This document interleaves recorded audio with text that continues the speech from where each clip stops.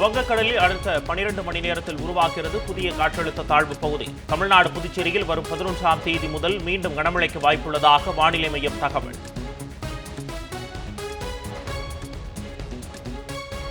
தமிழ்நாட்டில் புயல் வெள்ளம் பாதித்த மாவட்டங்களில் இன்று ஆய்வை தொடங்குகிறது ஒன்றிய குழு. தனித்தனி குழுக்களாக பிரிந்து ஆய்வு மேற்கொள்ள திட்டம்.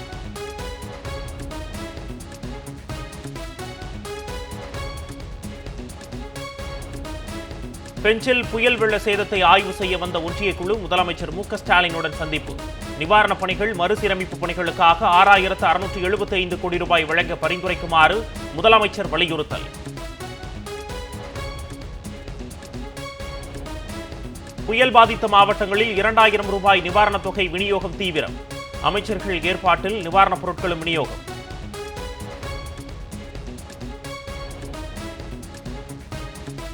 தமிழ்நாட்டில் மாசு ஏற்படுத்தாத வகையில் பசுமைசார் உற்பத்தி கொள்கை ஊக்குவிப்பு.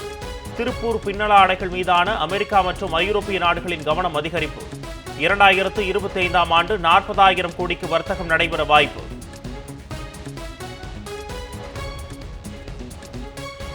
மதுரை சென்னை இடையேயான விமானம் டிசம்பர் 20ஆம் தேதி முதல் இரவிலும் இயங்கும். மதுரை விமான நிலையத்தில் இருந்து வெளிநாடுகளுக்கும் விமானங்களை இயக்க ஒன்றிய அரசு ஒப்புதல் அளிக்க பொதுமக்கள் கோரிக்கை.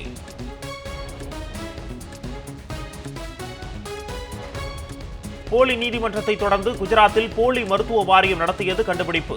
15 போலி மருத்துவர்கள் கைது.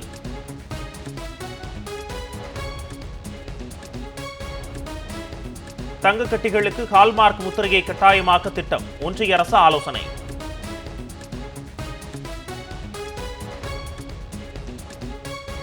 டெல்லியில் வரும் 17ஆம் தேதி காவிரி மேலாண்மை ஆணையத்தின் கூட்டம். ஒழுங்காற்றுக்குழு கூட்டத்தில் எடுக்கப்பட்ட முடிவுகள், உச்சநீதிமன்ற உத்தரவுப்படி நீர் பங்கீடு மேற்கொள்வது குறித்து ஆலோசனை. பந்திப்பூர் வனப்பகுதியில் சுற்றுலா பயணிகள் சென்ற வாகனத்தை 1 கிலோமீட்டர் வரை விரட்டிய யானை. அடுத்த 8 ஆண்டுகளில் நாடு முழுவதும் 85 கேந்திரிய வித்தியாலயா பள்ளிகளை திறக்க நடவடிக்கை. ஒன்றிய அமைச்சரவை ஒப்புதல்.